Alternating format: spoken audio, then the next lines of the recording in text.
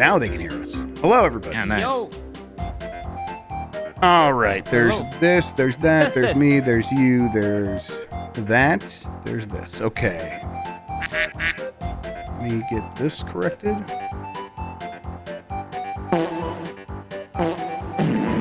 There it is. Good reverb. Nice. All right. Hey, you guys hear me? Start cheering now! You guys hear that? nope. I heard all those farts. Okay. No, that's not what I'm talking about. Don't hear the farts. Let me see that. Let's close that. Okay. Is it a Wario? Let me see. What if I type Wario here? No. All right. Well, that program won't close. It's always fun. What is this? Hey, you guys hear me? Start cheering! You guys hear that? I do hear that. Yes. Okay. I think we're good. I think so. Uh, I'm good. I'll click on that sound of air just in case. I don't even have this thing. Where's YouTube? I was like, where's YouTube? This is Arcus. I can't keep watching you. Good luck on Mega Man 4, though, buddy. All right. I believe in him. I believe in his abilities. I am ready. I was born ready. Let's fucking go. Let's cook this shit. I'm ready Get it to. out here. Mike Minotti, are you ready? I'm ready. I said I wasn't going to swear a lot, and I started swearing the second this It's hard. mic went. Yeah, we all live that life. Okay, I'm gonna count you in, Mike Minotti. We're gonna go live in 5, 4, 3. Hey, you guys hear me? Start cheering now! Yeah, let's get this over with! Yeah.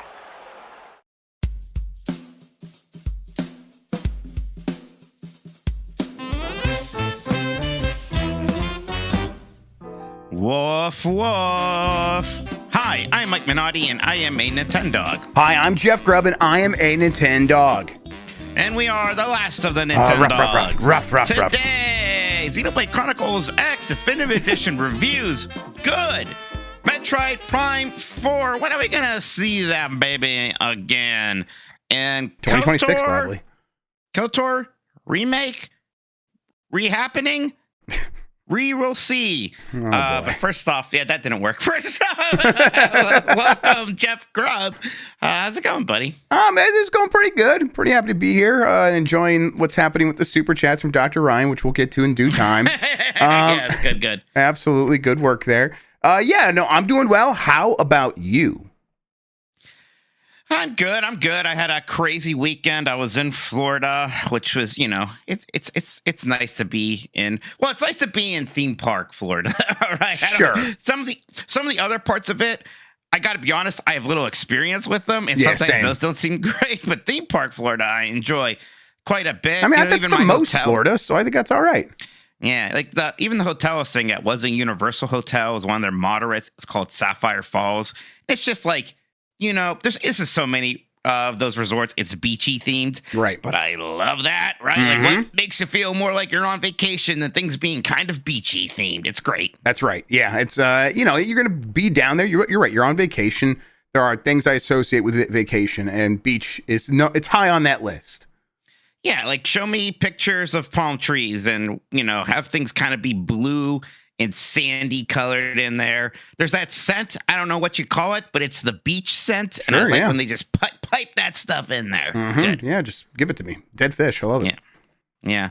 But yeah, gosh, I spent 2 days at Epic Universe, the new Universal theme park in Orlando. It's like 2 months before opening. So that was just an incredible experience. A friend who works there invited me. So it was employee previews that I just got to tag along with. Really, really cool experience. I talk about it a bunch on 90s Disney. I did do, the new Nintendo stuff there, which is great because it is just so much bigger. There's so much more to it than that Hollywood version of Super Nintendo World. But there's the Yoshi ride. There's the Donkey Kong Country area with the roller coaster. Even the Mario Kart rides got improvements. So it's great all around for Nintendo fans. Yeah, it's pretty exciting. It's just wild. It's like, man, this new theme park is opening, and it's got these 4 massive sections that they all have to be built at the same time and get working at the same time. Did you get the sense that it's like kind of all just coming together last minute? Which I'm not like saying that's a bad thing. Of course, it's coming together last minute. But did you get that sense while you were there? Yeah, I mean, it's definitely still. Oh yeah, we are 2 months out from opening, and that's why this was not a media preview, right? Like that's why it's employees, because it's like, well, let's start testing some of this stuff now. Let's get like the ops people familiar with working these restaurants and these rides and everything else. You know, there's a lot of things that weren't open. The big Harry Potter new ride that just straight up wasn't running yet. We went through the queue, but you know, there'd be like a panel missing here, just like something, you know, some fences that are clearly temporary there, a lot of things like that. I thought it was kind of neat personally. It's like, oh wow, yeah, like this theme park is still kind of 90% there, right? And other things are coming together, really neat. Yeah, it's like X-Men Origins Wolverine, that copy of that movie I saw that had unfinished CGI. The only version I've ever seen of that movie, actually. So that's the way to do it. It sounds like fun, Mike. I'm glad you were able to go. That it's just a very exciting thing. Yeah, a lot of fun. Talk about a bunch more on 90s Disney. So if you want to check out that new episode that is up now, it would be appreciated. Yeah. But Jeff, we've got some other Nintendo news to talk about. You ready for that? I would love that. So reviews for Xenoblade Chronicles X Definitive Edition are out. It's going to be one of the last big Switch 1 releases, maybe ever. It depends. We still don't know exactly when the Switch 2 is coming out. Not going to be long, presumably, until we do that April 2nd Direct. Very close now, but this is definitely one of the last big Switch 1 releases. And Jeff, this game has an average score of 87 on Open Critic right now. That's the top critic average over there. That's very good. Now, granted, Xenoblade has typically done very well. Critics, Xenoblade Chronicles 3 has an 88, for example. Let's see, Xenoblade Chronicles Definitive Edition has an 89. And like, I do like these games. I always think that they maybe end up being a little overrated in general. Not much, but maybe a little bit. But still, that's a great score for Xenoblade Chronicles X. It makes me excited to try this one out. I know you tried out a bit of Xenoblade Chronicles 3. Do you think you're going to dip your toes into this one at all? Yeah, I mean, I guess my understanding is very light when it comes to what the differences between X and the numbered ones. But there are differences, right? Like, is this more open, running around a big world? I think it's more open. I think it's less story focused. Giant mechs are involved. I also don't necessarily know a ton, but I know, there's something a bit different about it compared to the number ones. And if it is sort of less story focused and maybe more open, that sounds kind of nice to me. I've seen people in chat saying it's ultra grindy.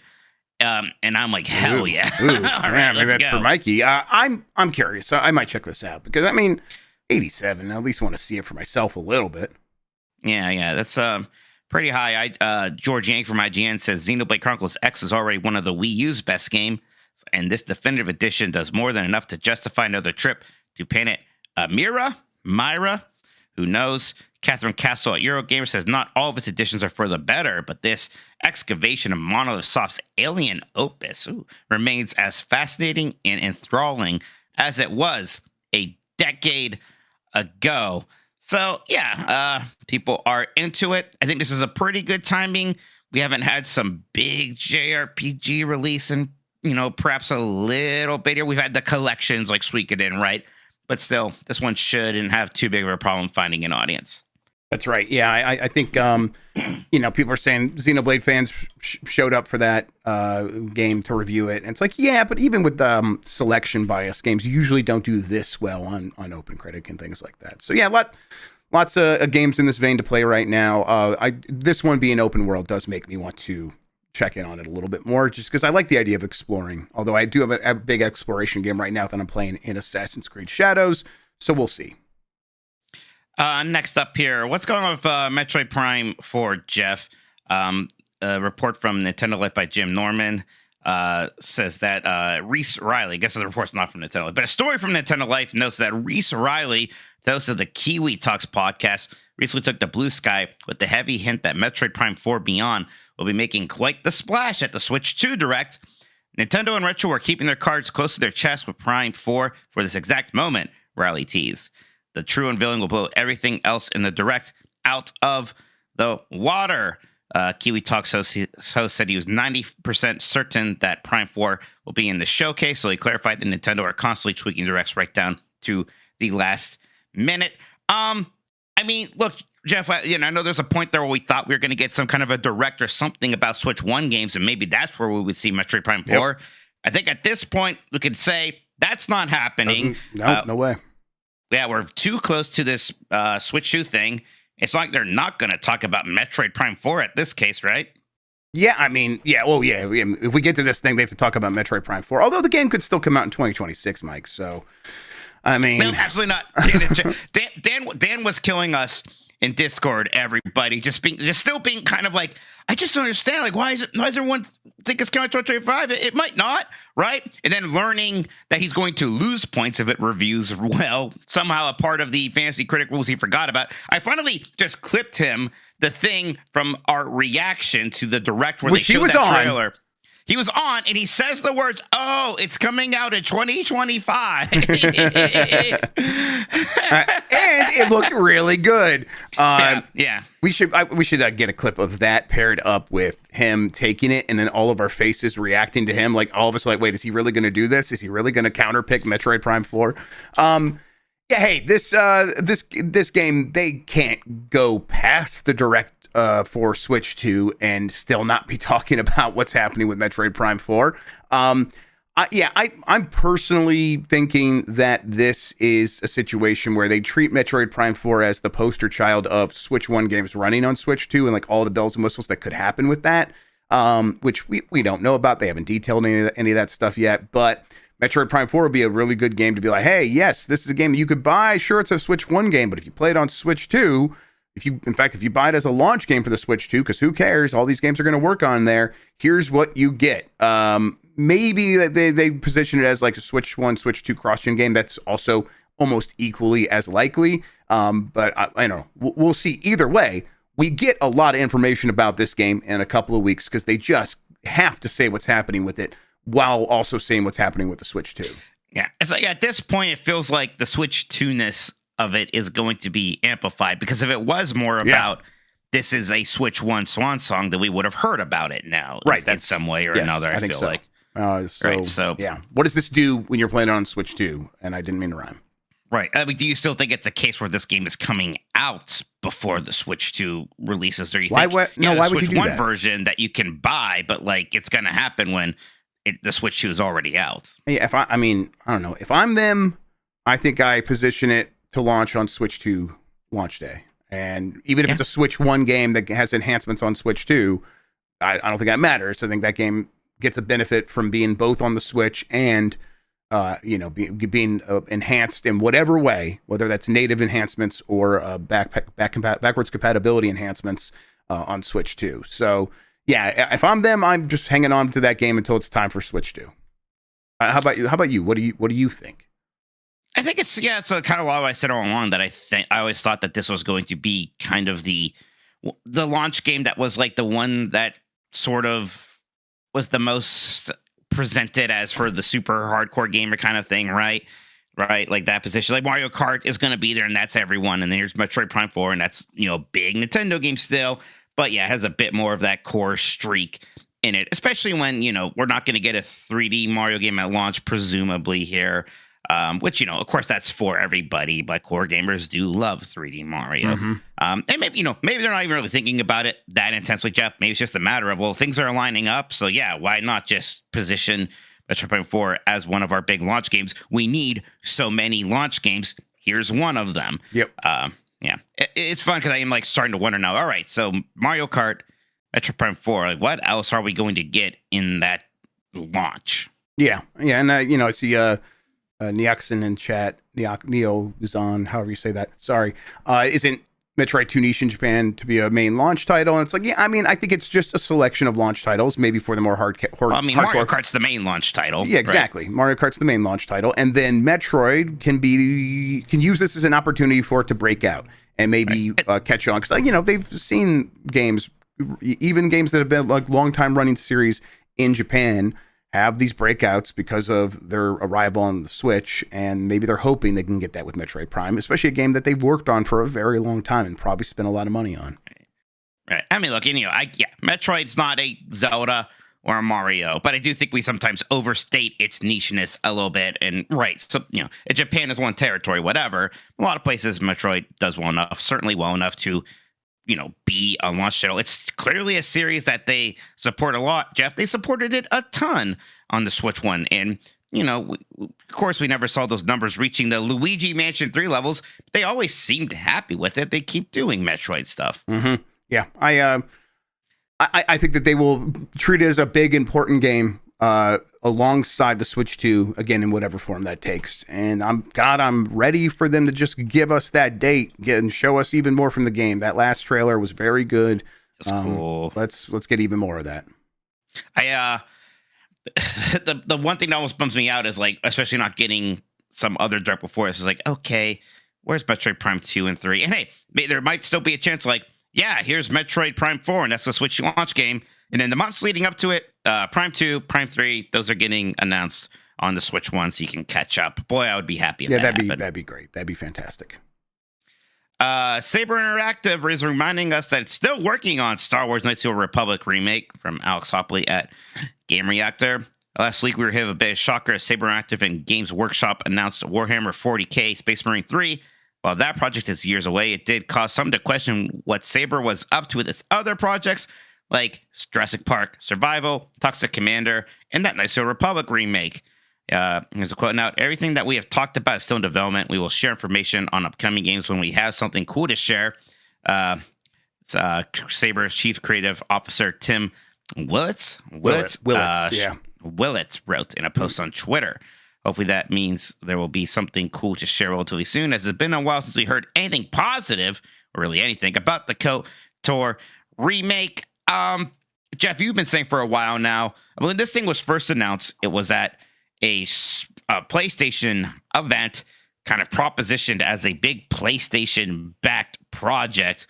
Whatever this thing is now, that's probably not the case anymore, right? Yeah. I mean, people have the public evidence of Sony scrubbed that trailer from their YouTube page, whatever that means. But then, I was told explicitly Sony wasn't happy with the vertical slice that they were given by Aspire, and they basically are like, we're done with this. We are washing our hands of it.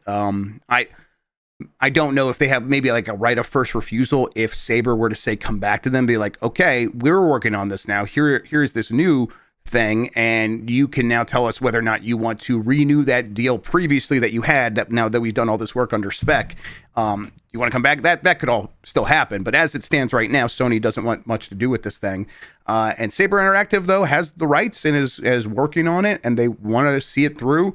We have no idea what that means for scope, scale, what changes that could happen to that game. But I like Saber. I think they're kind of mercenary a lot of times. They do a lot of work for hire stuff. I think they kind of get these projects. They find one thing that can really work for it, make that pretty good, and make everything else pretty okay. And I respect that, actually. I'm glad that we get games of that kind, maybe the in the vein of a Midway that we used to get. So I'm welcoming this up to a certain point, but boy, KOTOR is one of those holy games for me, and I think a lot of people, that I hope gets treated with a certain level of reverence by the team that's making it. Yeah, that's exactly it, Jeff. KOTOR is it's an important game. It was a very good game, and it's a big game too, right? It's even a more daunting test than having to remake, like a Resident Evil or a Silent Hill 2. There's just so much content there, and all these different worlds with very different architecture and species and things like that. That's such a big project. And I wonder how much they kind of can devote to it. What does it look like? What changes do they think they have to make? What changes do they want to make? Because again, there was a time where doing a remake of that where you maybe made the combat more active in real time sounded like a good idea. And now in the post Baldur's Gate 3 world, maybe not. Let's go back to dice rolling. That's what people want. It's also not exactly a hot time for the Star Wars license at this moment, Jeff. Yeah, we're kind of cooling down on that thing a bit, huh? Yeah, and I think something like a Knights of the Old Republic popping up in a year or two is the kind of thing they'd be like, oh, well, this is completely unconnected to all that stuff that I've lost interest in. This thing could stand on its own to a certain degree, but you're right. The overall temperature in the Star Wars room, not so hot these days. So yeah, I mean, there's definitely a lot of question marks around this thing. But they continually say that they are working on it. When I do, occasionally bump into someone from Saber at like a summer game fest, they always remind me like, "Hey, you said our game was canceled." I'm like, "Okay, look, yeah, it was not exactly how it, what I meant, but yes, sure, I did say that." And you guys are still working on it. Fantastic. I can't wait to see it. Oops, sorry about that. I don't know when we actually see that thing. But all this is just a bunch of hooey, Mike. They said all those other games, the only game we care about from Saber is Turok. Show me more Turok, goddammit. I'm pretty excited for Turok. Mm-hmm. Jeff, our friends in chat just are bad take machines. Dan Reichert, people don't want dice. Remember how upset Dan was about the dice thing of Baldur's Gate 3? Everything else about Baldur's Gate 3 I understood why Dan didn't like it. It was weird how the dice being on the screen literally bothered him. I mean, right? He doesn't know that in like so many games that there are dice. They're just hidden and called something else, like a random number generator in the background, deciding whether or not things hit or not. Like it's in every game. Yeah. Dan Stricker says, made me furious the second I saw it. I know, and I don't understand why. There aren't dice in Metal Gear. Man, if there was a character if Kojima made a character in Death Stranding 2 who walked around with a dice and he rolled it, and if it laid out on the floor, somebody's arm ripped off or something, and then somebody awesome, popped up and said "Haiku," you would think it was the coolest shit. I do think or something. Yeah, dice hard, man. Yeah. Yeah, it's pretty Christian, good. Dear Christian. You see Christians. What? Final Fantasy 7. You're the only person. You're the only person I know so far whose problem with Final Fantasy 7 remake is the combat system. The one thing everyone else loves about it. Yeah, that was a bit strange. I don't know what you're talking about. This guy Christian sounds like an asshole to me. I don't know. Yeah, that's all right. Fair enough. One last thing here, Jeff. Tetris NES, Tetris Game Boy, and Dr. Mario NES has been added to Nintendo Music. I'm glad we finally got multiple soundtracks released to this thing at a time. And those are all bangers. It would have been frustrating if it was Tetris NES 1 week and then Tetris Game Boy another week. So, that's a good point. Yeah, nice. Had they spread these out over 3 weeks, that would have been absurd. Or even 2 weeks. You're right, with the 2 Tetris games and Dr. Mario. Those are all really good soundtracks, though. I mean, they're fantastic soundtracks. Dr. Mario, the best part of that game is its music. Oh, the best part by far is that song. Number 2 is the design of the germs. The germs look very cool. I would wear a shirt with those guys on it, those little freaks doing their freaky little things. There's little freaks for sure. Ooh, there's a wonderful little freak. Surprise, it's Igor in the monster section of Epic Universe that everybody's just gonna love. He's fantastic. Man. Earlier Lexi asked why the windmill was on fire. That's like a scene from Frankenstein. That's from Frankenstein. Yeah. So one of the coolest things that they do in this, again, this is the classic Universal Monster section of this theme park. It's called Dark Universe. Yes, like that failed launch of the cinematic universe with Russell Crowe in it. So yeah, there's like a windmill, and under the windmill is a tavern, and that's fun. You get drinks and food there. But they do this effect where the windmill literally catches fire every so often. They even have 2 different types of fire for it. One for a daytime effect, one for a nighttime effect.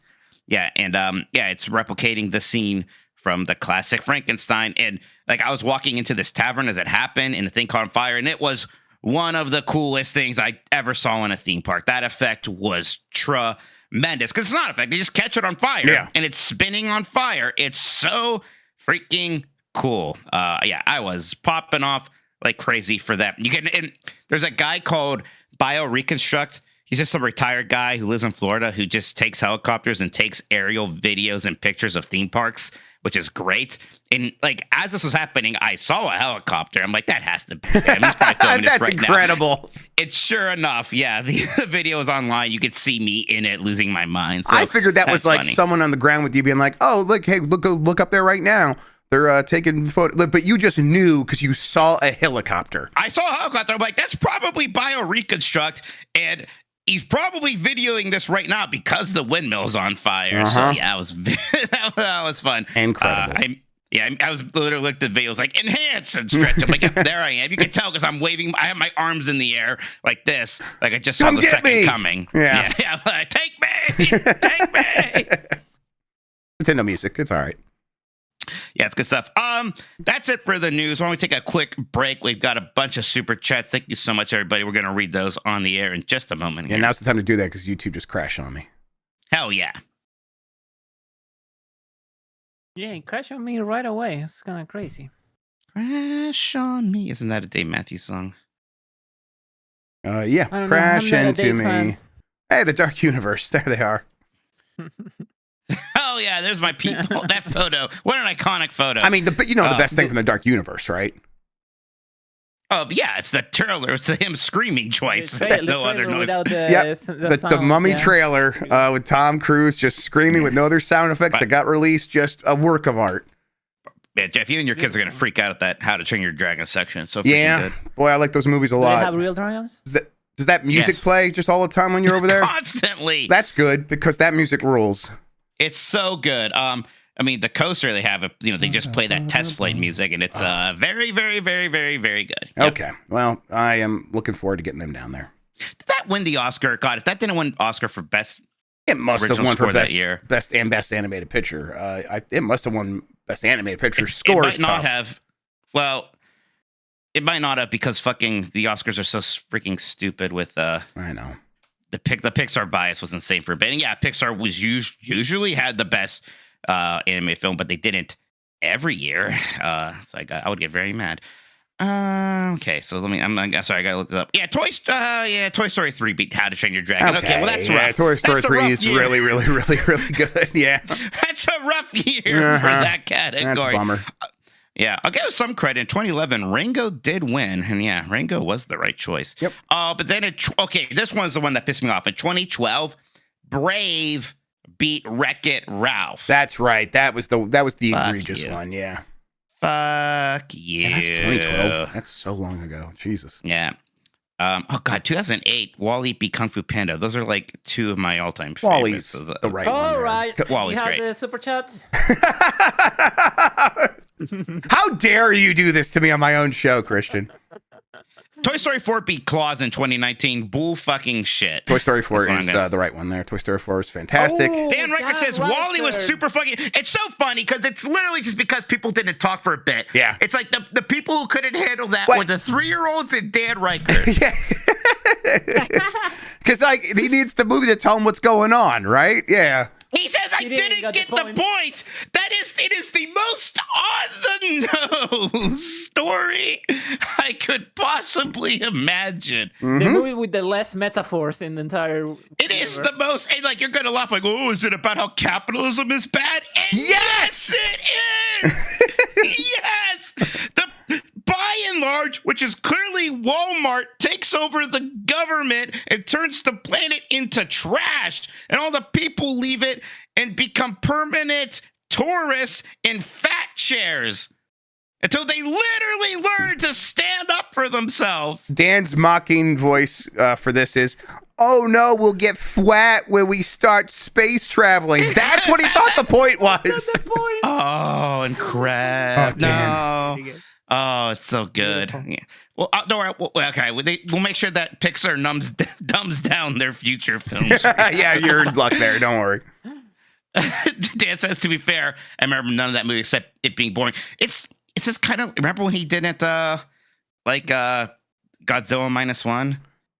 He doesn't like. No, it. no, Oh, he fell asleep He during fell it. asleep during it. Now, to be fair, I fell asleep because it was the end of whatever we were at. And Oh. Yeah, he was tired. Rough. But Well, all right. If you were tired, yeah. I could- Dan doesn't disrespect movies by looking on his phone, darn No, it. He just falls asleep. yeah, and not like taking the very obvious symbolism while staring directly at it. Somehow more offensive. Ah. All right, now I feel I feel like I'm ragging on Dan too much. I love you, buddy. Oh, Yeah. he Don't knows. disrespect this He's screen by looking fine. at I another wish screen. I just Wally's a good movie though. You should maybe watch Wally You again. should, Maybe and you like should it. like it because Wally's fantastic. All right, Wally's Mike. very The show. Oh right, we're not yeah, doing a right. show. Yeah. Oh All right, shit! skip- What all right. just showed up in my We've been on face? break that whole That's time. weird. All right, let's go back.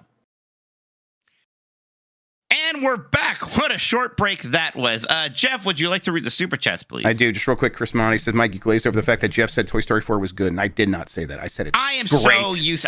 I know this about him for a while. Look, we just had to.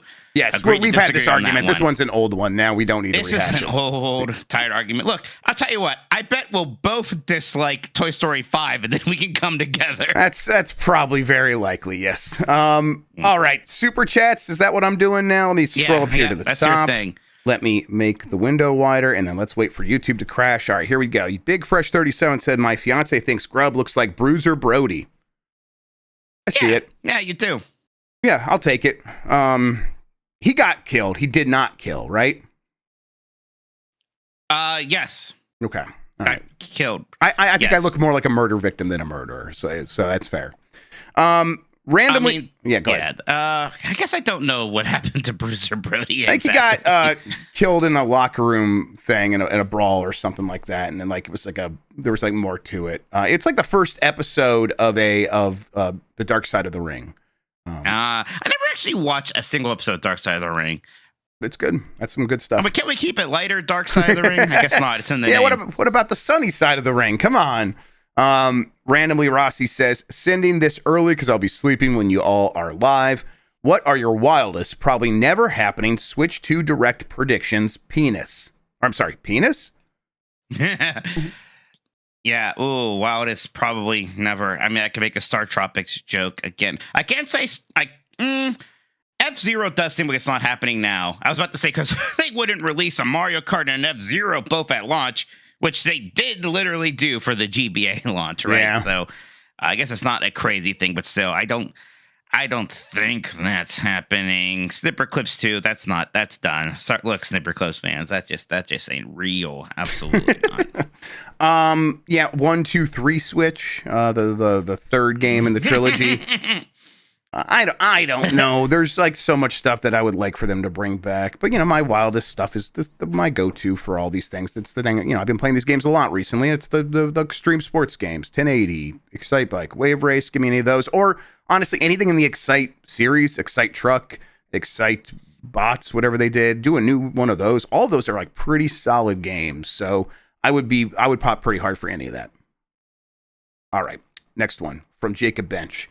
Someone broke Street Date, so I'm already playing X. 6 hours in, and I'm heaving, enjoying it. Keep up the great work. Yeah, I think the actual launch of that thing's only a couple days away. So yeah.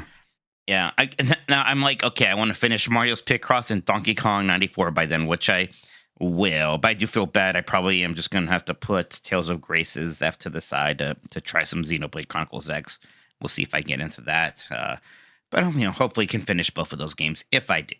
All right, we got a deluge here from Simon from Saskatchewan. Let's start with number one. Any plans to do terrible sports / party game streams like you did with Lucy in the past? So many good (parentheses bad) ones to choose from. Michael Phelps Connect game. Yeah, I mean, there will be opportunities for all those at some point. Definitely at stuff like PAX panels. We are probably going to want to do more stuff along those lines for like live Blight Club, which is always going to be on the table. There's always going to be opportunities to do that. We'll see, especially because it's like, Mike's not going to be able to make the next one. We might do a Blight Club at PAX East. We'll see. We'll see how that all goes down. And so doing something that's like much more throwaway is ideal for that sort of scenario. Okay, Simon's number 2. Simpsons skateboarding stream before Tony Hawk's Pro Skater 3 and 4. Sure. Maybe we can do a bunch of we're going to do Thug Pro on UPF this week. Maybe in a couple weeks, we should just play a bunch of other extreme sports games and a bunch of other skateboarding games. Yeah.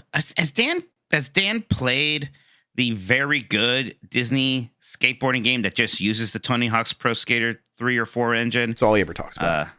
That's all he ever talks. I mean, there's no reason for him not to like it unless he becomes that offended by the presence of Disney characters. I'm sure. Yes, I think I can give you a reason why he wouldn't like it. But no, you're right. He would enjoy playing the game quite a bit because it just plays like Tony Hawk. You made me play it, and I loved it. I thought it was fantastic. So it's pretty short too, so it might literally last for a stream. So hey, Simon's number 3. There was an FPS Beverly Hills Cop game. Looks insane and super buggy. Europe only, though. Do games have to have a U.S. release date to be eligible for Blight Club? Absolutely not. Absolutely not. In fact, you're only enticing me further with that. I did play some of that, and this is like a License to Thrill, which I still want to bring back, everybody. We'll try to do that on Giant Bomb. But the Bad Boys game for GameCube, I think. That I remember rough. You played that. There was there's a really bad Men in Black game that I think also Europe only, and it's definitely in the Resident Evil style. And I think I've thought about that for you before it's been considered. Dan Ricker's like Miami Takedown. I think that's it. Yeah. All right. Then the last one here for now from Simon. Jeff, did Mike really play Spoon Heaven? Any proof?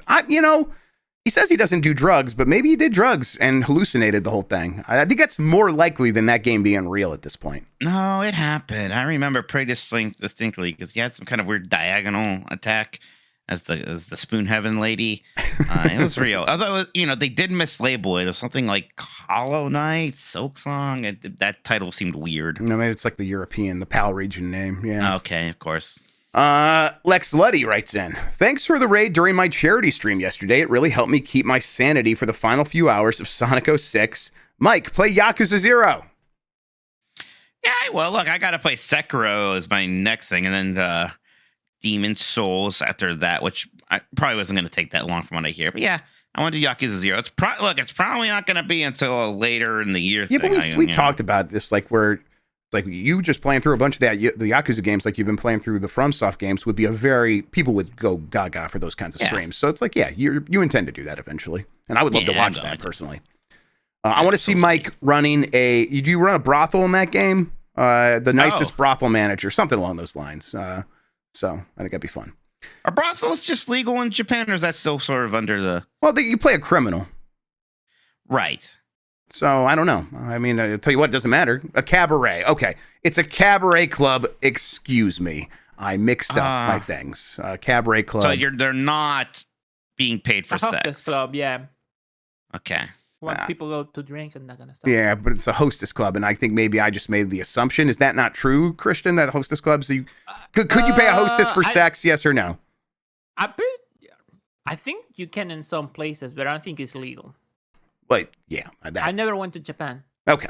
I don't know. I just figured this would be knowledge that you would have. I don't know why. I don't know why. Dat Boy Jerry says, we now know that Mike's Mount Rushmore of rappers includes Lin-Manuel Miranda, Kyle Lamar, and the Wu-Tang Group. But who's the fourth? Wu-Tang is for the kids. Yeah.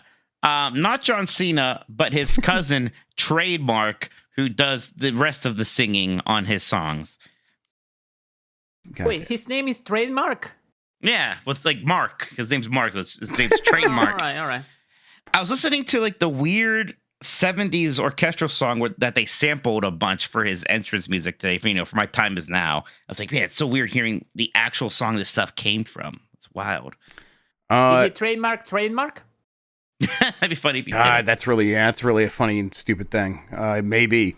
All right, I'm going to read these in the order in which they came in because I just think that's how it's going to have to work. All right, Dr. Ryan sends in a super chat that says P. Then K. Schlink says KOTOR remake, but with Final Fantasy VII remake battle mechanics.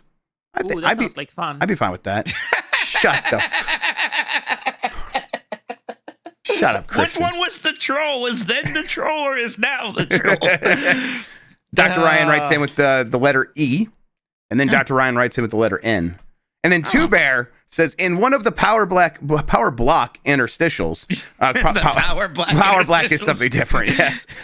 Kurt said the oldest living Nintendog died. I was worried that something might have happened to Mike Minotti. To be clear, Jeff is older than me. Yeah, I'm the oldest living Nintendog. Yeah. Unless I died, according to Kurt. We'll see. Then Dr. Ryan writes in with the letter I and the letter S. And I just can't tell what he was trying to go for there. Yeah, it got broken up there, so I don't know what that could have possibly meant. Two Bear then writes in, sorry, Dr. Ryan, I wasn't familiar with your game, because Two Bear had an interruption there. El Grug, over under Mike helping Dan 10 times with ET. I think over because Mike will tell Dan what to do, and Dan probably won't pay attention because Mike. That's true. I mean, I owe Jeff one pretty big because Jeff saved me a little bit in that final boss infester's quest. You found the spot and then you just left it. And I was like, oh my God. You after finding the spot and then moving from like, he deserves to have this. Oh my God, just go back to that spot. It would have killed me had that ended then. What's our strategy here? I have no ability to help Dan Reichert. I have maybe played a ROM of ET once in high school and didn't know what was happening and have not thought about ET too much since then. I have no idea how to play that video game, so I'm not going to be any help. Yeah, it's I do know what's required here. I think that if once Dan knows, it's basically over. Wow. So, I mean, 10, 15 minutes after he knows what to do. I think in the spirit of E.T. being considered one of the worst games, part of the spirit is kids were not reading the manual because you did not need to read the manuals for Atari games at that time. You put them on the TV and it was obvious what you were supposed to do in every game until E.T.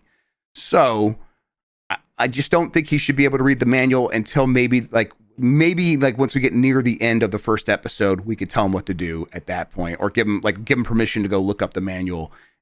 So it's a 1 episode thing. 'Cause I don't know how much juice we'd get out of ET being a multiple episode Blight Club, even a lightning round sort of thing. So we'll see. We'll see how things are going. But buckle in, everybody. It's going to be nonsense, and it's going to be so hard for him to figure out what's going on for a very long time. And I'm looking forward to that. I'm excited. Joey F. I absolutely love Mike's murderous expressions during sound check, but then the show starts and he is such a delight every damn time. You cool too, Jeffrey.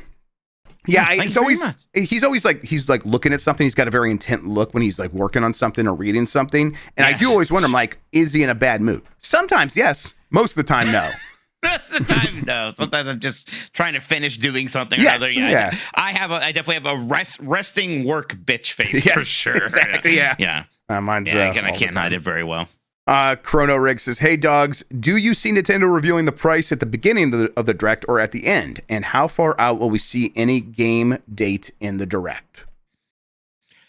That's interesting. God, price. Is it just in the beginning or is it at the end? I guess I don't know. I don't know either. It's like a tough one because they've already shown the hardware and stuff like that. But I kind of feel like maybe they end the show with the call to action, right? Here's how much. Here's the date. Here's where you can pre-order, right? Those are like the call to action at the last moment. So when it's over, people can either go and pre-order right away if that's an option, or can like make plans to pre-order if they give a pre-order date. So, but who knows? They could open up with that just as easily. We'll see. And then furthest out date. Well, probably I want to say holiday, but hey, at the Switch 1 equivalent of this, we saw Metroid Prime 4 revealed, right? So it could be far. I think they're going to want to be a bit more careful. Who knows? But we also saw like Shin Megami Tensei 5 last time, and that was quite a bit after launch as well. So there might be some things that are pretty nebulous in terms of when are those actually coming out. But maybe this time around, they might be able to have things like, here's a port that you're going to be excited about of some, current, like a Baldur's Gate 3 or something like that. And that can fill in those slots instead of let's promise some things that are years and years away. Like, it could be just the big 3D Mario is the furthest one out, but it could be beyond that. Yep. I think we get one game that is undated and ends up coming out in 2026. That's probably my guess right there. I mean, do you think there's like a chance that whenever we see a new Zelda game, we always see a very small amount of it, and we don't even get a title for it. It's just, here's the next Zelda game. Here's what Link's going to look like this time. And here's like maybe one little tease about like, oh, look, he looks a little different or this or that. Do you think we get that equivalent for the Zelda game at this point, or is it still probably too early? It's pretty early. Tears of the Kingdom was a year and a half ago now. Is that okay? It's not impossible that Aonuma comes out and says, we are making a new Zelda game. And this one's not a sequel to Breath of the Wild and Tears of the Kingdom. It'll be a brand new game in a brand new setting with a brand new Link and Zelda. Yep. And maybe here is a glimpse at one of those things. Maybe they don't. Maybe he just comes out and says that there will be a new Zelda on Switch 2. So buy this shit. Tears of the Kingdom was almost more 2 years ago now, actually. Okay. So Oh, that's right. Yeah. It was kind of earlier in the year. like April, Okay, maybe we'll see. maybe, but it seems a little early. Who knows? All right, couple more here from Tyrant. Favorite regional soda: Cheerwine, Ale 8, Big Red. I'm a Faygo boy. I'm from Michigan. I liked Faygo. The cheap 2 liters. Right. I mean, we have a root beer place in Salem, Ohio called Cast Iron, and I'm pretty obsessed with them right now. They make a very, very good root beer. I've got a couple of bottles of that in the fridge. I still need to pop out. Maybe I'll get one. Do I want one of those next? No, I already had this Dr. Pepper. I better just get a soda water, just as long as it's got bubbles. Yeah, I'm like, what was is Dr. Pop the one from Hitman? Everybody, I'm trying to think. There's Dr. Faygo is what Faygo is. Faygo's Dr. Pepper. I like that one a lot. All right, let's see here. Where did I left? Okay, Jedi Moss 4 says, is MP4, Metroid Prime 4, the worst demo of a Switch 1 game going to Switch 2? Unless they overhaul the visuals, it'll start at heart. It's still at heart a Switch 1 game with 60 frames per second already. Like, I don't know. I mean, I just don't think that's going to be a problem because Retro is so good at art that it's just going to look amazing no matter where you play that game. Yeah, I mean, like, if you had shown me that last look of Metroid Prime 4 and had told me that was a Switch 2 game, I don't know if I would have disbelieved you. Maybe that's what Jedi Moss is getting at. It's like the game's going to look good everywhere, so maybe it's not a good example of a game like being enhanced on the Switch 2. But it's not just about that. It is just about, like, here's a good game coming out for the system, right? Right, that's the fun. Yeah, and then I bet there are still things they will be. I'm sure they don't need to. It needs to run 60 frames per second. Maybe it already does run at 60 frames per second on Switch 1. I think we're assuming it probably will.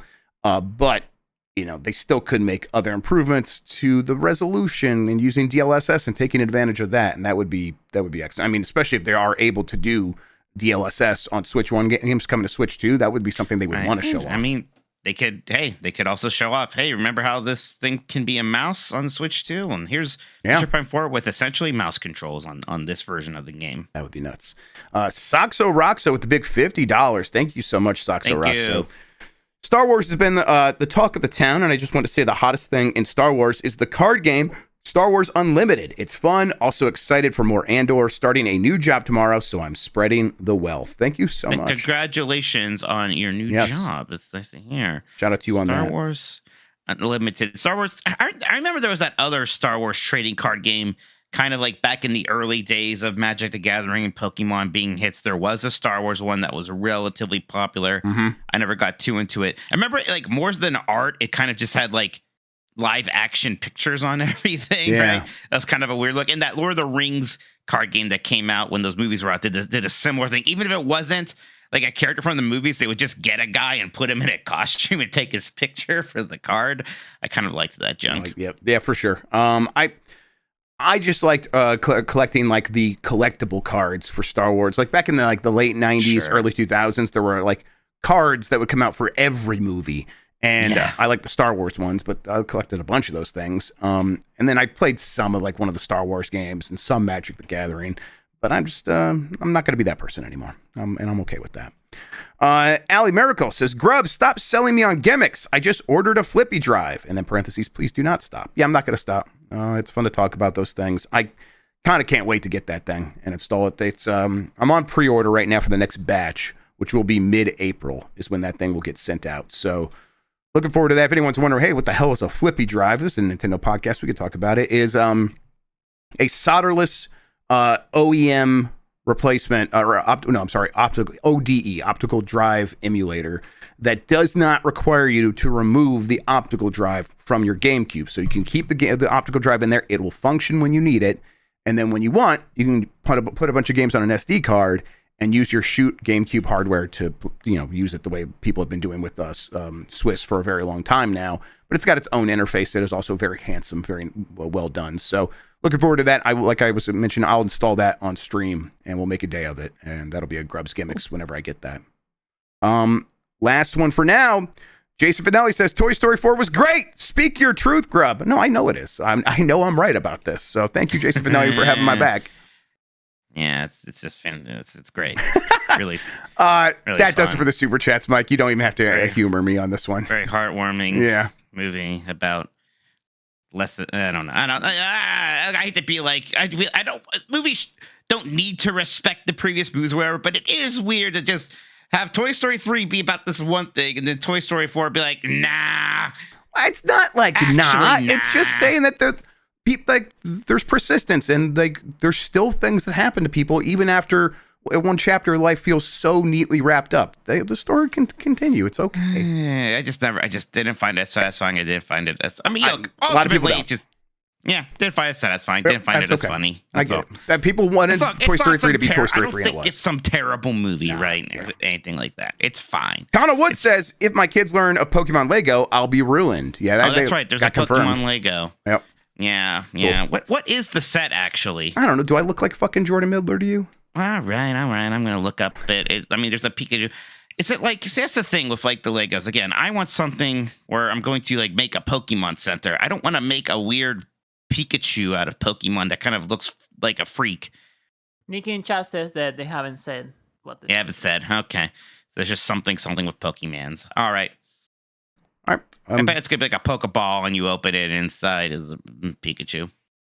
Yeah, that's fine. No more super chats, Mike. Back to you. All right, thank you so much, everybody. We are going to take a break. We'll come back. We got a mailbag to read through, so stay tuned. We are on a break. All right, What do you want to do? Take the dog out, get a drink. I'll be right back. Get the dog out, brother. That's right. It'll be annoying to look at, like the Mario set. Which Mario set is annoying to look like? The Mario Kart one that new. Oh, sometimes you simply know when you just recorded the worst podcast in history. Just to know when there's a Imran break. Khan. Eventually, you're gonna have a break. I think Break screen. we said that in Imran Khan's dream. So really, who do you credit to that quote to? Yeah, okay, all of it. I like the Mario toys, even though they are annoying to look at for sure. The toy Lego ones that have like the sensor in the bottom, so if you put them on red Lego block, they're like, oh my god, I'm on fire. This sucks. Yeah. Do they do that thing? That's fun. I enjoy that. What is text? And then, but I like the NES hardware, and Mike got me the big question mark N64 or Mario 64 set. I still haven't built that, but I'm looking forward to that. It looks real cool.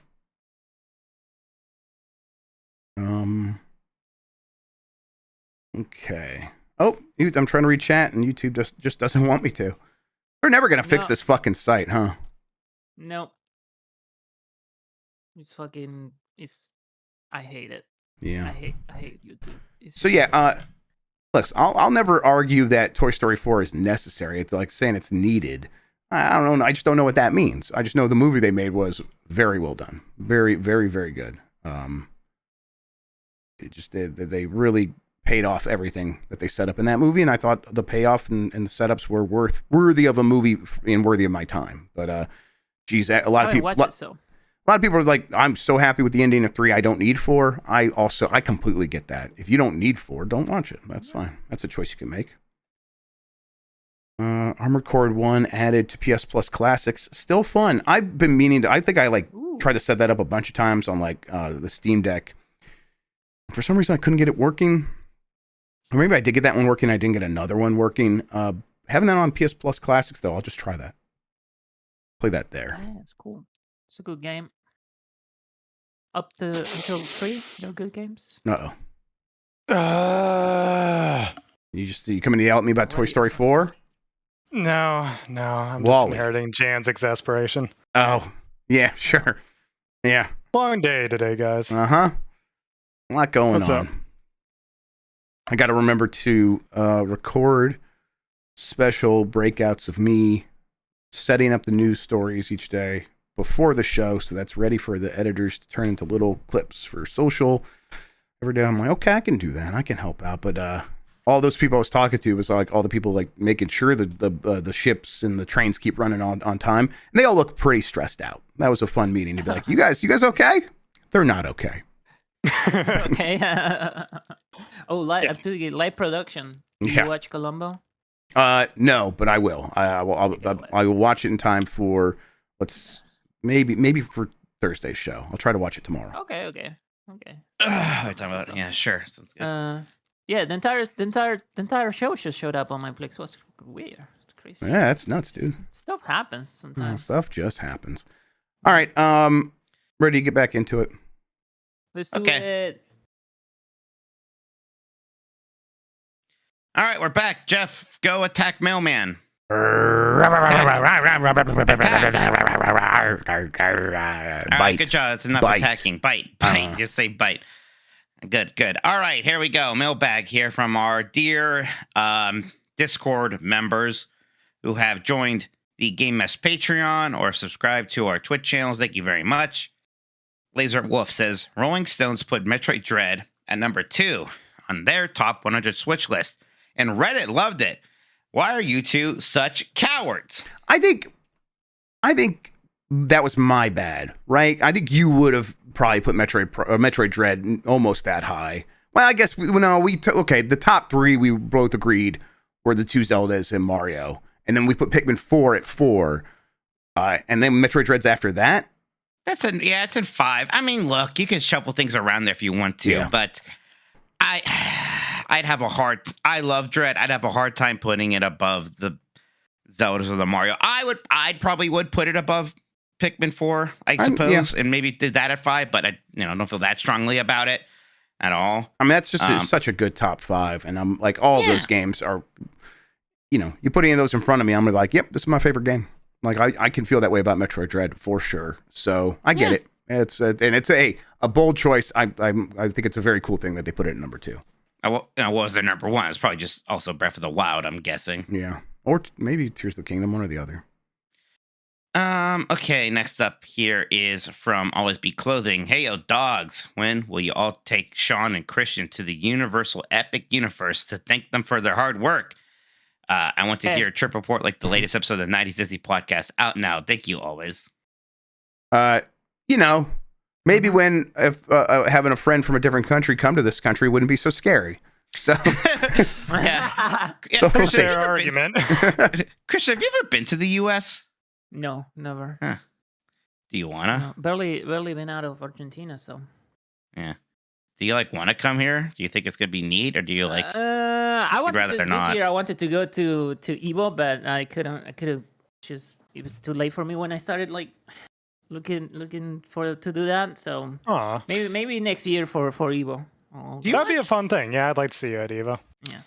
Do you have theme parks like in Argentina or South America somewhere? No, we have amusement parks, but we don't have theme parks. Okay, interesting. Big theme parks. Well, David says, hello, dirty water dogs. Gross. What's your favorite We Are So Back epic moment in a video game sequel? For me, it's the opening of Mega Man 02 when he rips the tattered robe off. Wish they'd make another Mega Man, especially one with Reploids. Okay, that's pretty good. I do like that. The idea of a We're So Back moment in video games. Yeah, that's pretty really good. Fun. Can you think of one though? That's the thing. What would that be for epic a video moment game in a video world? game sequel? Like the big one, it was really the trailer, but it was that Kratos reveal and that God of War. Yeah, that was good. Reboots, right? Like that was huge. Like I was like, oh wow, I didn't realize that I cared about seeing this character again until this moment. I mean, now I'm very excited. We were just talking about it, but the big culmination in Metroid Dread, when she really does fulfill what it meant when she began, being infused with Metroid DNA, and that all paid off. That was kind of like, okay, yeah, we're so back from this storyline that started from a previous game and really paid off in a huge way. I like that. Weed Demon says, Grubb, why are you allowing Dan to use the instruction manual? Do you want to get to your game that badly? Sorry, that was 2 questions, penis. I believe you are not allowing Dan to, at least not right away, right? Yes. Yeah. Look, I want to be balanced out. I want this to be a full, real episode, and I think part of me is curious to be like, how long would it take him to figure this game out without any input from an instruction manual or any tips? And I'm like, there's a chance it could be a very, very long time. I don't know how because we're going to see all the bad stuff in ET really quick. I think this should be one episode. I think it should be a lightning round. So we get to the end of the first episode, hour and a half, hour and 45 minutes in, and then we'll see how we're feeling at that point. We don't have to commit to anything. Jim says, "Hey, dogs. I've randomly been playing some Mario Tennis Aces recently. Was surprised to realize it came out all the way back in 2018. What do you think will be the first Mario sports title to come out on Switch 2? What came out? Did tennis come out before golf on Switch? Yes, it did. Then it'll probably be tennis again. Well, unless they do that baseball one, right? And then maybe that's first. The rumors on that are probably right, and it seems like they're holding off on that now for Switch 2. So, yeah. And I'd be down for that. I'd love to play some Mario Baseball. Yeah, same. Charlie Wolf says, "What's up, dogs? I finally removed one of my gaming sins and beat Final Fantasy VII for the first time and loved it. I always considered FF7 as one of the big four in its generation of industry-defining games alongside Mario 64, Ocarina of Time, and Metal Gear Solid. How would you guys personally rank these games, both from least to most important, as well as personal favorite to least favorite? Am I the one who thinks Yuffie sucks?" No, a lot of people did not like Yuffie back then. Man, I think that's right. Those are especially console games anyways. Let's say console games. I think those are the big four in terms of importance. You could maybe do a Resident Evil in there as well for me. I know other people would do a GoldenEye, that I wouldn't.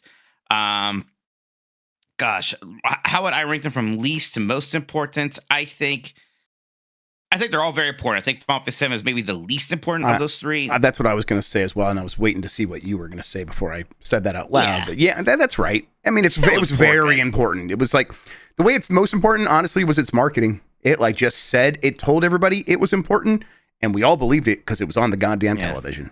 Yeah, I mean, it was, it made presentation a much more important thing with all the cutscenes and its extravagant use of pre-rendered graphics and the summons and things like that.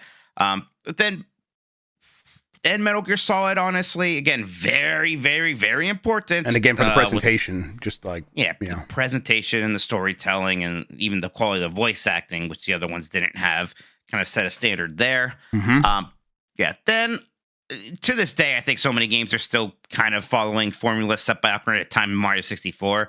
I would go Ocarina, then like Mario 64 just in general for kind of showing people how to make 3D games, really. I mean, if we're talking about importance, it doesn't get more important than being the game that got 3D right before anything else and in a really big and bold, ambitious way. It's not like, we'll get this one idea right. No, they got it all right. They knew how to make a 3D game and they showed everybody else. You're right. And then Zelda's like, okay, can you take something like a Zelda 2D game and make that make sense in 3D?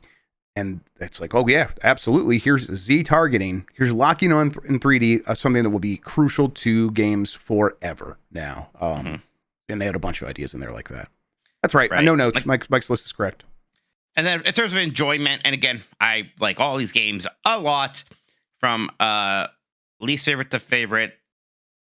Least favorite of these four, Ocarina of Time, then Final Fantasy VII, then Metal Gear Solid, and then Mario 64. But again, saying least favorite sounds the same. They are all very, very, very good games. Yeah. I mean, Final Fantasy VII is my least favorite, and then these days maybe it goes Ocarina of Time, Metal Gear Solid, Mario 64 in that order. But I don't know. It's all a jumble, and they're all very close. All right. Eva Janice says, Naruto Mount Rushmore. Did you know that in Naruto, they just omitted a person that was, what's this word? Hokage? Hokage, yes. Otherwise, every other Hokage is on the mountain. So they're not emblematic. They're just in order. But if you ever want to do a Naruto Mount Rushmore, here's what the 7, parentheses 8, represent. You have the founder, the racist one, the actual good one, the savior, the drunk Nepo baby, the omitted militant one, the transitional one, and finally the one with something to prove. Correct. All right. This is all correct. Yeah. I think they did their own version of Mount Rushmore, which was the Hokage mountain from Naruto, which has 7 faces on it, and then Hokage Rock. We did a whole BCR about this on Friday. Yeah, they did a whole BCR about this on Friday. So okay, I thought it was a pretty good workaround to get to more things up on the mountain. That was a good call. Jeff. Yeah. Jamie H1224 says, shoot your shot. What's going to win Game of the Year at the Keeleys in December? Sony, Microsoft, Nintendo, or a third party? I think it is going to be the new 3D Mario platformer. Going against what I said for my fantasy critic counterpick. It'll be Grand Theft Auto 6 if it comes out this year. Oh God, it could be Grand Theft Auto 6. And if it's not my long shot, my dark horse there is Perfect Dark. I like that as a like, God, First has to come out and big. then be very good. Yeah, it's so lucky going to be that. Like, it's not going to be Monster Hunter Wilds. There's enough people like don't jive with it for that to not be a possibility. Like, what? And even the fans of it are not going to like push for that. They're going to be like, no, it's a great game. Yeah. But it's not the best one of these. Yeah, I think Metroid Prime 4 maybe. I wonder if that has a shot. Like that is maybe a place where the relative nicheness of it hurts. I don't know. Especially compared to something like Grand Theft Auto 6, which is going to be played by everybody. I mean, hey, Split Fiction did very well, and its predecessor won Game of the Year. I wonder if it's going to pay for that a bit. Like, some people are going to be like, well, we don't need to give the next one Game of the Year also here. No, I mean, that's never hurt From Software games. Mm. How about Death Stranding 2? I was just about to say, Death Stranding 2 might be a dark horse. It depends. It depends. We'll see. Yeah, because like we saw that with It Takes Two, where games that are kind of associated with the Game Awards also seem to do well at the Game Awards, right? That's yeah, there might be something to that, sure. Yeah, well, yeah, as weird as that is. So, we'll see. It's hard to say. I hope that there's like some really big surprises. Like, I hope Clear Obscure is so good that it's a big front runner. Just like Metaphor was a pretty big, had a pretty good shot of it last year, even though it ultimately went to Astrobot, something like that.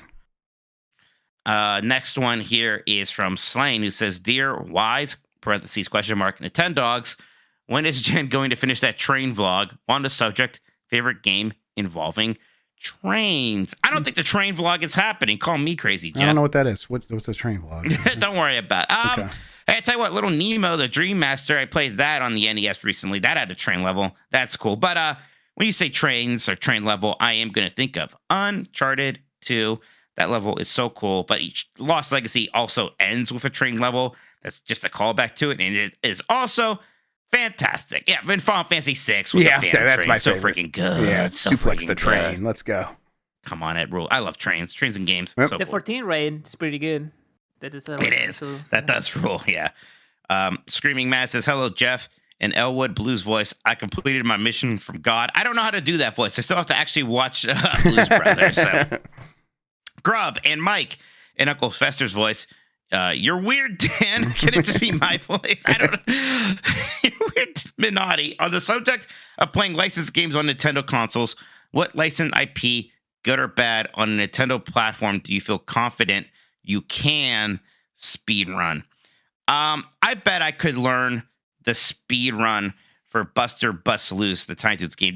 I looked at the speedrun once, and the hardest thing about it by far is in between levels, there's a roulette that gives you a random mini game, and you kind of want to get to the Hampton Pig one because it's just the shortest one to lose and move on really quickly. So that's the hardest part, is like hitting the frame for the roulette perfectly each time. Yeah, that would be a good one. That'd be a lot of fun. I bet like any of those like bad run and gun action games, Terminators or whatever, I could do any one of those and probably figure that out pretty quickly. I've been watching some Gremlins 2, the new batch speedruns on the NES. That looks like it would be fun. That'd be a good time. Yeah. Tuber says, "Thoughts on the 1X Sugar? This thing looks like someone's idea of future tech from 30 years ago." All right, let me Google Yeah, 1X Sugar. I see you doing the copy paste in there, because I also don't know what this is. The first dual screen transforming handheld. Look at this thing. Yeah, that looks neat. It's modular. Yeah, I mean, it looks cool. Oh, in yeah, I see a theory. picture of this going around. Yeah, I mean, maybe. Yeah. I mean, if it works, I mean, they better be thinking about like DS and 3DS emulation pretty strongly for this thing. It's using a Snapdragon G3 Gen 3, which means it's probably using Android or something along those lines. And there's a lot of robust emulation support on Android. So yeah, that sounds cool. Yeah, be curious to hear more about it. Anderson64 says, "Yo, dogs, will the third-party releases on Switch 2 be a trickle or a opening of the floodgates release strategy? Thanks. I bet there's going to be at least an initial opening of the floodgates." Yeah, I think it'll end up averaging out somewhere in between those two things. Mm-hmm. Lenny Cool Dick Denver says, "Hey, Mike, old bastard, dirty Minotti, and Jeff has been going through a midlife crisis since 2019. Grubb." Yeah.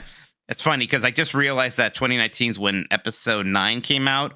And I'm like, man, episode 9 is 6 years old already. But that would be the start of Jeff's midlife crisis. Yeah, definitely. The release of the Rise of definitely Skywalker. sent me spinning off, without a foundation for sure. With Mario Kart 9 probably being a Switch 2 launch game, what other Nintendo games are you expecting to be there?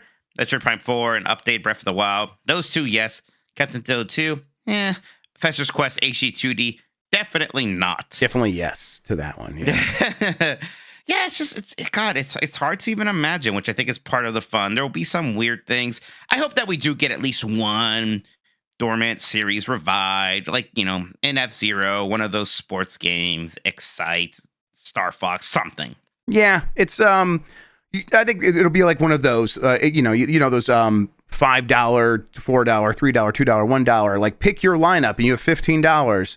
I think a lot of the games you mentioned, Mike, would be like in that $4 range, and we're going to get one of those. We'll get one of those, and then we'll probably get something smaller that is either new IP or kind of using something, like a Rhythm Heaven could show clips, up here. right? Yes, and a Snipper Clips equivalent is likely going to show up here. Yeah. Keywork says, Mikey, best Epic Universe bathroom, and why is it Super Nintendo World? I mean, it is. I think you've done the one in Hollywood, Jeff, where the bathrooms there are themed to the underwater levels of Mario, so it's very, very, very, very nice in there. Yeah. Every time you go in there and it's just playing the music, it's great. My favorite experience of you in Universal bathrooms, though, was when you went to the Harry Potter one, and Moaning Myrtle was just kind of talking and moaning quite a lot over the speakers while you were trying to take a dump, and it was very unsettling. It was very traumatizing, is how I would put it. It's like, and like, I'm not the only one who noticed. Every person coming in would be like, what the fuck is happening? And teenage boys would be like, this is insane, dog. I'm like, yeah, man, it is. I don't know why they made this decision. They should not have done this. It just went there. Dom Frez says, which iconic music theme do you prefer between the following second entries on the NES? The Super Mario Bros. 2 boss theme or the Zelda 2 dungeon theme? Ooh, if it was the Zelda 2 dungeon theme versus just the athletic theme from Mario Bros. 2, I'd go with Mario Bros. 2. I like that Zelda 2 dungeon theme quite a bit. What I like even more is the final dungeon theme in Zelda 2. That stuff rules. Yeah. I think I'd probably go with the Zelda 2 dungeon theme, but it's close. These are both good songs. Right. Joyzy says, would you rather be 4 feet shorter or 4 feet taller? Well, this is insane. So 4 feet. I'd be 10 feet tall. That's like. I mean, obviously, I'd rather be 10 feet tall than 2 feet tall. I'm sorry, that's the truth. I mean, because then. Okay, but you'll still fit in most of the places. 10 feet tall, you can't even go in houses. I know, anymore. but if you're 10 feet tall, as long as does my body feel the same way it does now, I could at 40 go start a basketball career and do pretty good and make some money and be able to pay for customized things in my life. I think you're too tall for basketball even at that point. No, you're the exact height of the rim. Like, honestly, they could just throw it up to you over everyone else, and then you just drop it in the hoop. Like, you're gonna have a 20-foot wingspan. Like, you could reach over from the free throw line. It'll be nuts. If you're 2 feet tall, you could still live in your current house. You could still.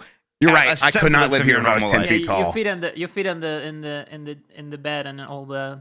That seems like a trouble. I hate this question. Yeah, it's not great. It's not good. I hate this. Yep. Anthony says Splatoon was Nintendo's answer to first-person shooters, which was a genre people yelled at them to make for a long time.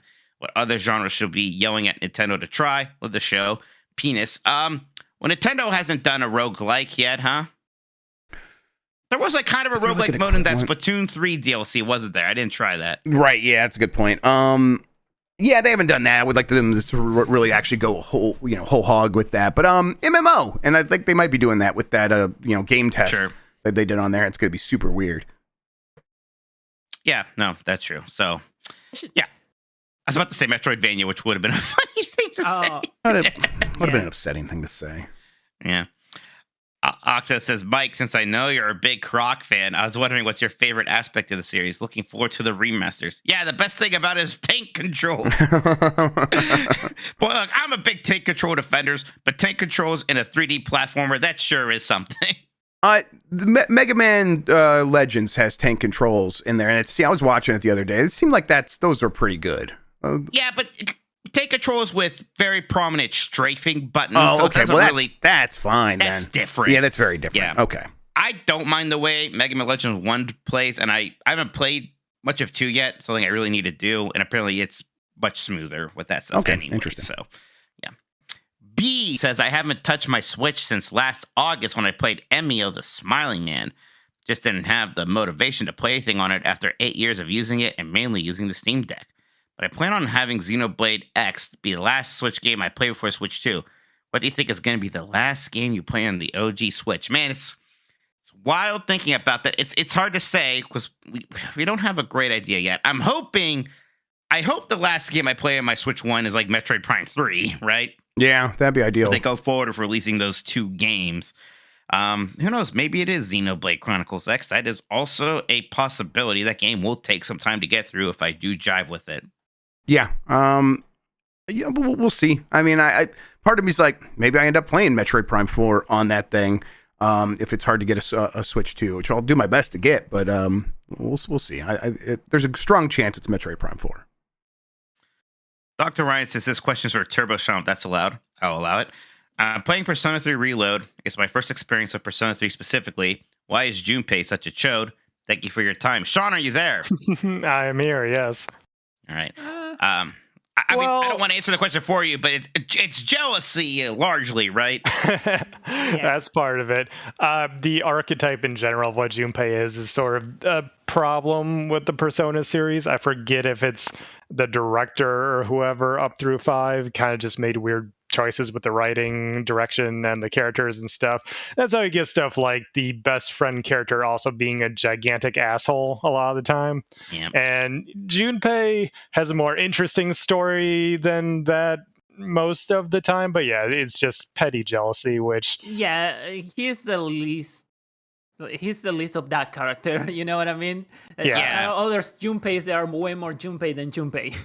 Yeah. And those are problematic. Yeah, hang in there with him. He has some insufferable moments, but he has some pretty good character growth once it starts settling in there. I think Junpei really comes around. Yeah. Once he gets over his jealousy and turning saints into the sea and swimming through sick lullabies, I think that's really where it clicks for him.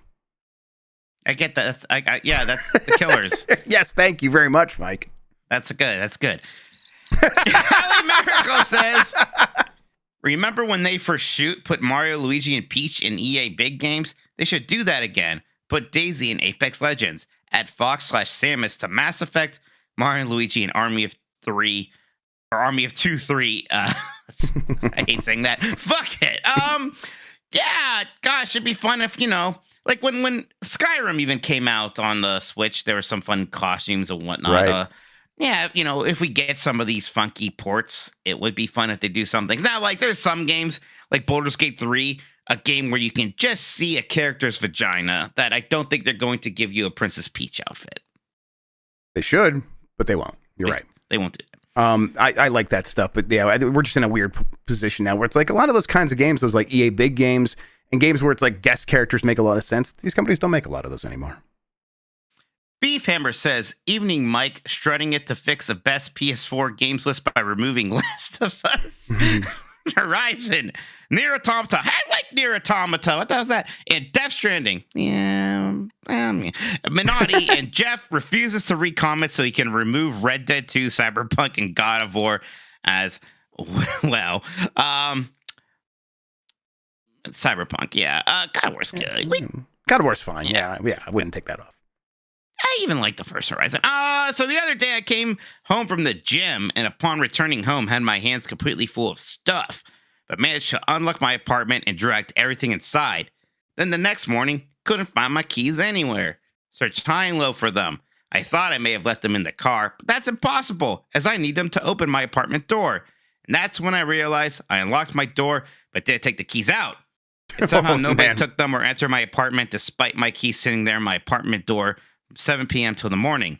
This example of me having Dan Riker luck. I have similarly lost my keys in a situation like that multiple times myself. Don't feel bad. I've done something like this before, maybe not multiple times. I lose my stuff in other more creative ways. But I think this is an example of The real thing keeping us safe most of the time is that most of the time no one's actually trying to do anything to us. Right. So it's like, that's the real reason no one, because like, well, it's because the door is locked. If someone wanted to get in, they'd find a way around that. It turns out they just don't actually want to get in. So no, not this again. You can't do that one again, Jeff. well, I mean, it's the truth. Like, you know, the security is theater most of the time, for sure. I know you're a suburbs kid. You haven't had someone literally try to break into your door. I have had people break into my house. Absolutely, the door was locked. Like that's what I'm saying. Those people live there. That's different. Okay, that's true. Listen, my kids just aren't allowed in the house sometimes. No, I've had people break in and steal stuff from my house, and it's you know, they'll just open up the window or whatever. Okay, they'll find a way. That's in. why I'm saying no. I've sat here where like a drunk dude stumbles over, thinks it's his apartment, tries to like shake the door open, then realizes it's not his place, and then go away. If the door wasn't locked, he would have got into my house. Yeah, having the door locked can definitely help. I'm not saying that. I'm just saying the reason most of the time no one's trying to get in your house is because no one's trying to get in your house. That's all. And that's what it is. That's what happened here. It's like that's the real reason. Bombs on airplanes, Jeff. Listen, that's just a good math joke. All right, that's just a solid statistics joke that everyone always appreciates. Joke. It's really good. That's it for those questions and everything.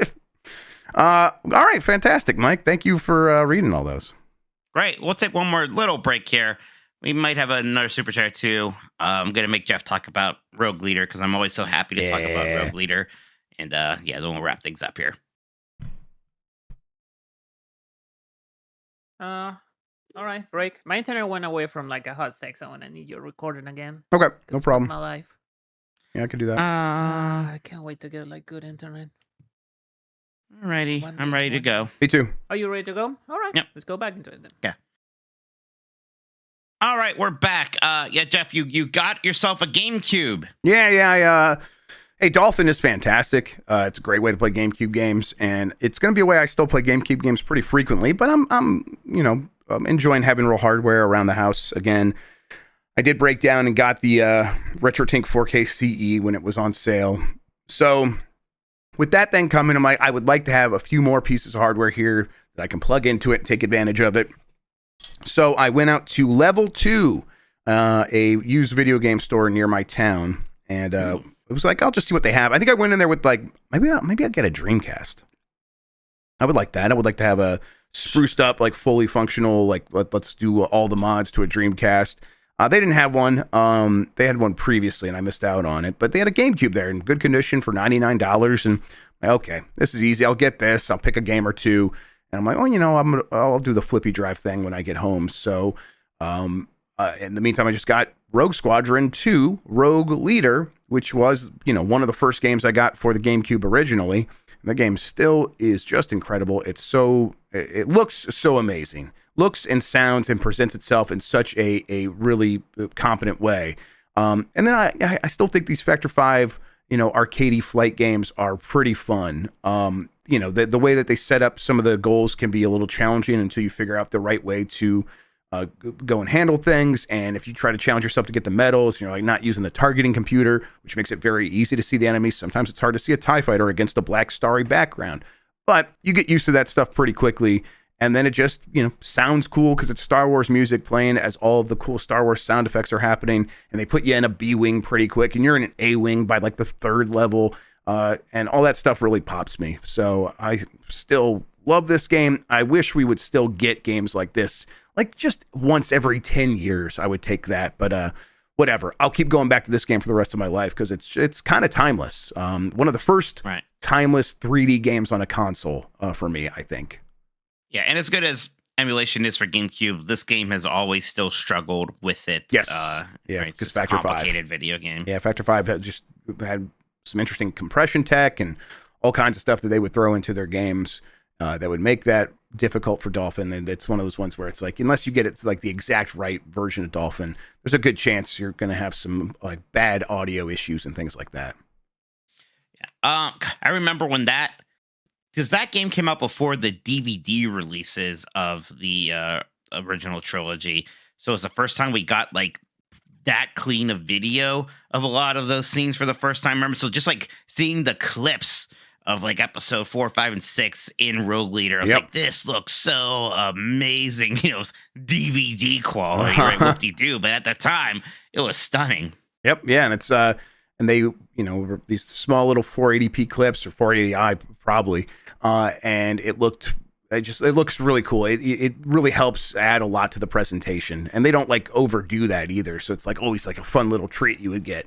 But yeah, just really love this game. And I remember liking Rogue Squadron 3. What's that one called? Rogue, Rebel Strike. It's not Rogue. That's why it's confusing. Yes. Yeah, I played through that one last Star Wars game for the first time. And it's fun. The like third-person character stuff is not great. It's bad, yeah. Yeah, and even the structure of it, it's still fun. It's not as good as Rogue Leader. It's just not. Yep. It's but this one is like the peak of the franchise, the peak of this genre for Star Wars games from Factor 5 especially. So yeah, really enjoying it. I'm about halfway through, kind of playing a mission at a time and then taking a break and then coming back later in the day and playing another mission, trying to get through that. And it's been a good way to play that game. And I haven't really held a shoot GameCube controller in a minute. That's nice too. It's so nostalgic and feels real good. I like that controller a lot. There's a lot of systems that maybe I talked about recently. I don't necessarily think trying to get a OG NES working is worth all the effort. It's nice. I like it, but NES emulation is just very good. But there's something about GameCube original hardware that I still do find like more pleasing than almost any other console to do as original hardware. Well, you're just anymore. Such a big fan of the eject button. Good. Like you just love that thing. You're that's what the first one to tell anyone about that thing. Yeah.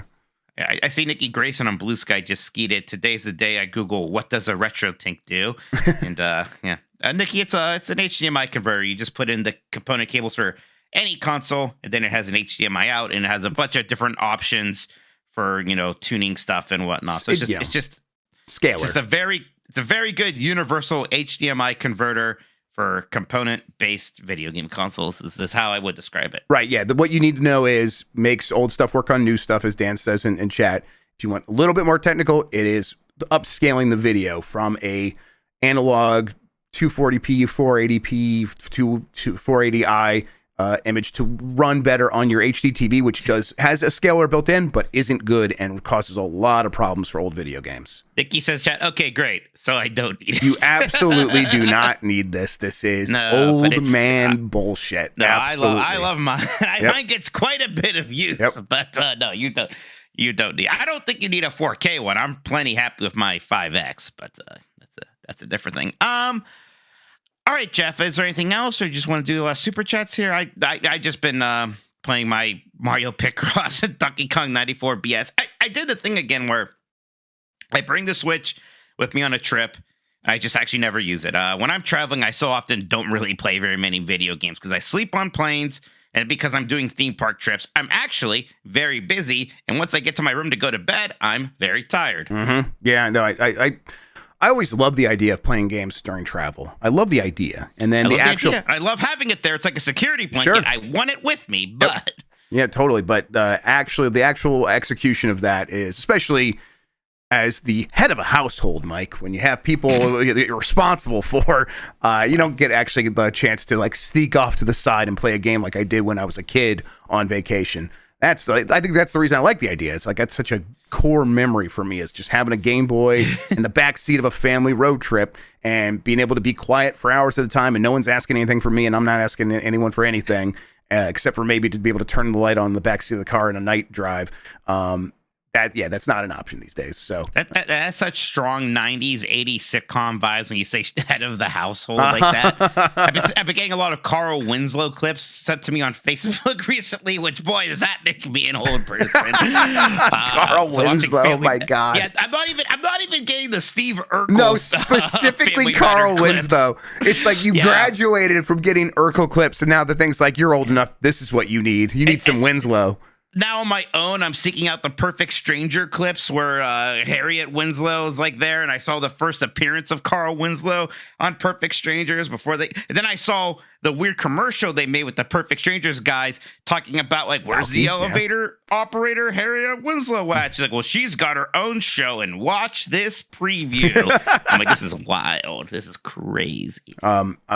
Perfect Strangers, that theme song sounds exactly like the music from a video game. If anyone can check, because it was a popular game that was out a few years ago, and me and Steph would just look at each other constantly, be like, "Why do we have the song for Perfect Strangers stuck in our head?" And then Emmy was like playing the game one time, and we both heard it at the same time, like, "Oh my god, it's this game that they've been playing." I'll try to figure out what that game was. Yeah, it wasn't Halo, but good guess, Boat Knight.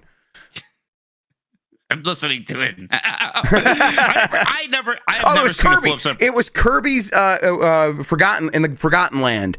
The music in that game sounds a lot like the Perfect Strangers theme song. I'll have to show someone. I'm not the first person to even point that out. You look skeptical. That's incredible. No, I'm not. I'm just watching this Perfect Strangers clip. I never watched Perfect Strangers as a kid. Didn't see that when it was not on Nick at Night. At least when I was running. I think it wasn't in the rotation. Yeah. 8 seasons, I think Perfect Strangers had. That's wild. Very popular. Yep, absolutely. Should I hit the button? Well, there's more super chats, I think. Oh, okay. So, well, let me read those real quick. I can do that. I can live up to my end of the bargain. I think it's just Chris Pratt, right? One day I'll stomp Tupa's ass in 3D. Tried using the nipple-looking thing once and gave up after 5 minutes. What?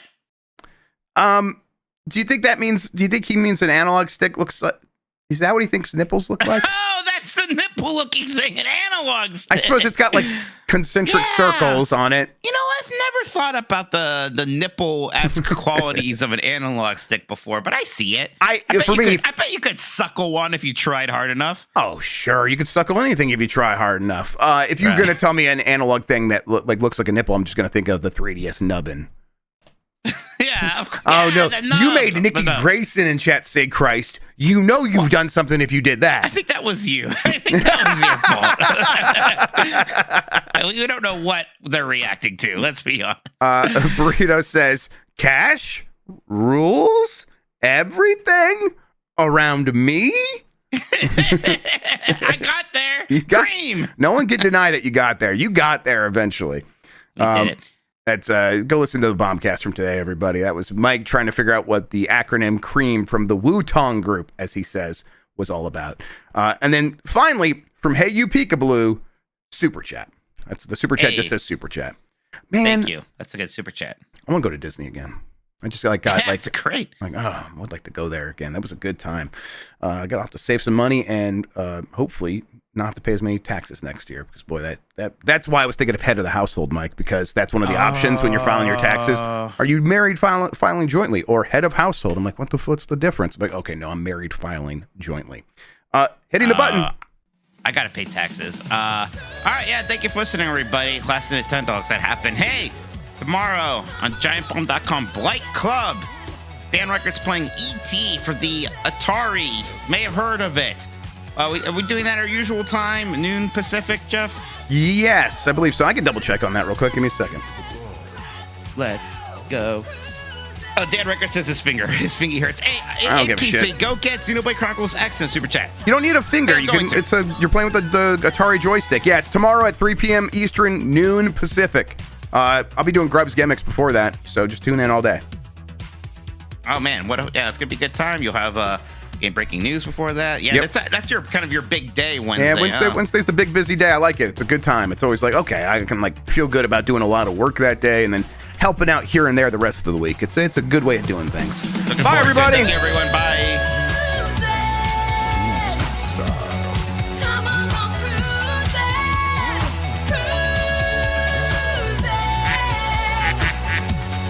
It's not a duck for real.